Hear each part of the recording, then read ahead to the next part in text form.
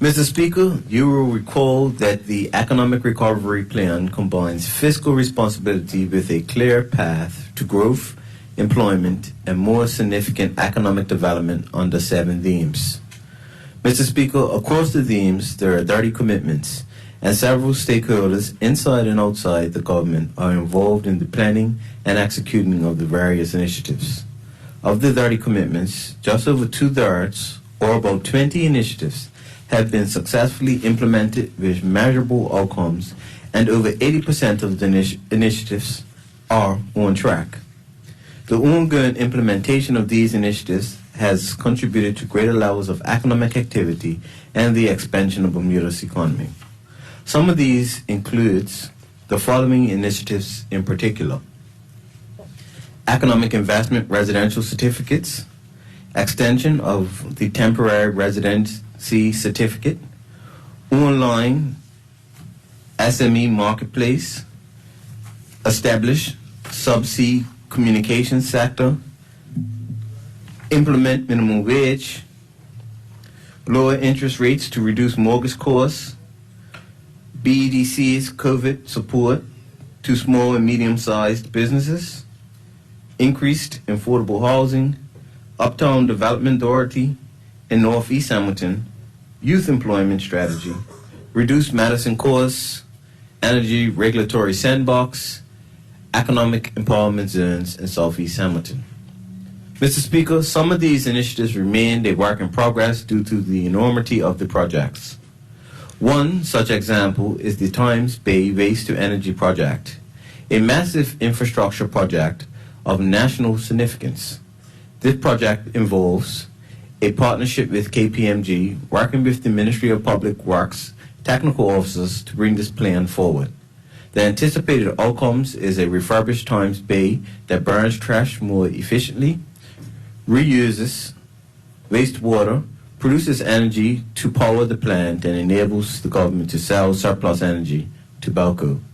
This initiative also allows young Bermudian engineers to gain valuable project management and development skills as they work to complete the planning and delivery of the state-of-the-art facility. Mr. Speaker, a key stakeholder in the execution of the Economic Recovery Plan initiatives is the Bermuda Economic Development Corporation, tasked with leading the development and implementation of several projects within the ERP. The BEDC leads the establishment of an online marketplace for small and medium-sized local businesses.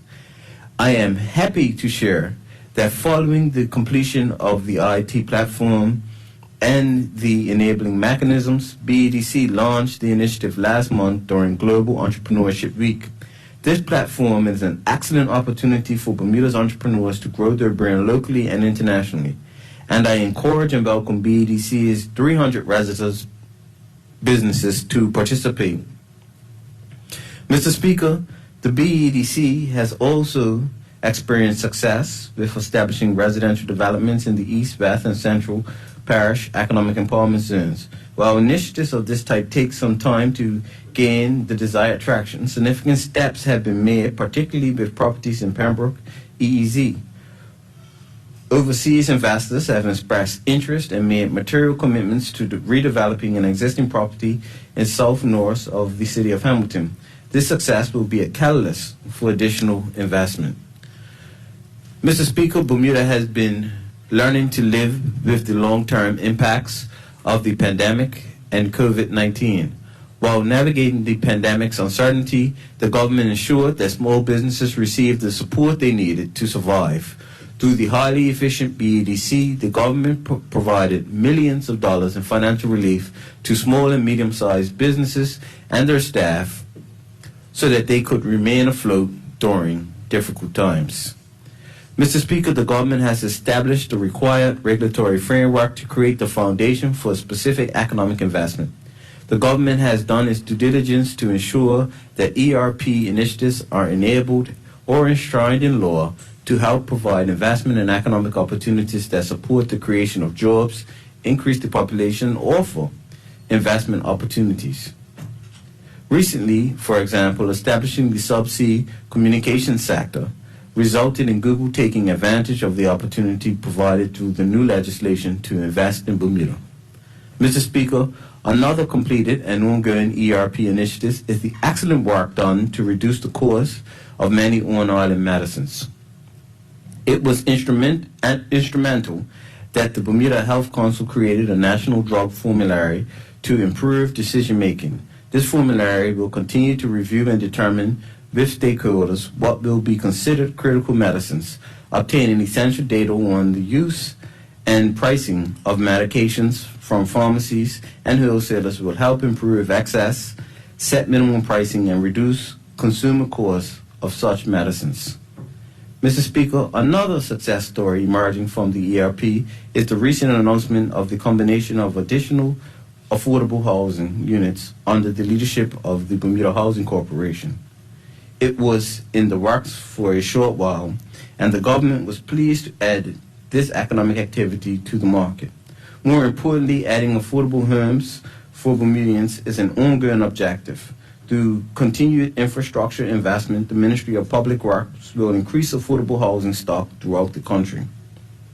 Mr. Speaker, another major success of the Economic Recovery Plan has been the international response to the Economic Investment Residential Certificate.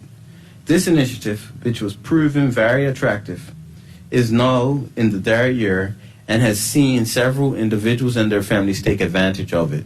The measurable economic benefit of this initiative is currently standing at over $450 million, with over 111 persons holding an economic investment residential certificate. Mr. Speaker, the government's introduction of a minimum wage of $16.40 per hour earlier this year was a major success story because the volume of low-paying jobs is critical to our service-based economy. Our economy thrives off a wide range of low-skilled services, and when set against the cost of living, introducing a minimum wage was a reasonable conclusion. Although the feedback from stakeholders is good, it may be too soon to fully assess the extent to which the forecasted impact is appropriately appreciated. Mr. Speaker, regarding the Economic Recovery Plan's employment-related actions, the success, especially the experienced by Bermuda's young people, has been impressive. The Department of Workforce Development has created several training opportunities for Bermuda's young people. This year, young Bermudians have taken advantage of XFEL training, solar panel construction and installation, and several international business and local company employee internship programs.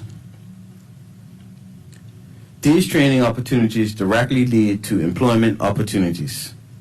Mr. Speaker, if one wonders how successful the Economic Recovery Plan has been, plenty of stakeholders from various interests and work areas can attest to its impact on themselves and our economy. Ask one of our digital nomads that have relocated to Bermuda within the last 2 or 3 years. Mr. Speaker, ask a small business owner that has made it through the uncertainty of the COVID pandemic. Ask one of our overseas investors who holds an economic investment residential certificate. Ask the small and medium-sized businesses that can trade online with little to no overhead costs.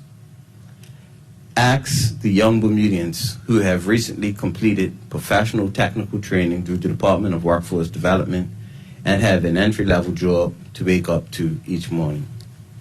Ask the service staff on minimum wages who work diligently to keep our hotels and restaurants thriving. Ask the families that have recently signed off on the occupancy of an affordable home for the first time, thanks to the Bermuda Housing Corporation. Ask a young Bermudian who now owns their home for the first time in their life. Mr. Speaker, the Economic Recovery Plan is paying and will continue to pay dividends to Bermuda. Almost 2/3 of the initiatives are actively engaged in the desired level of economic activity.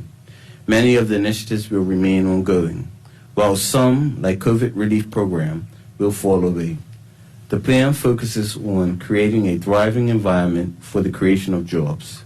These jobs will directly impact population numbers, and this population will generate the economic activity that our economy needs. Thank you, Mr. Speaker.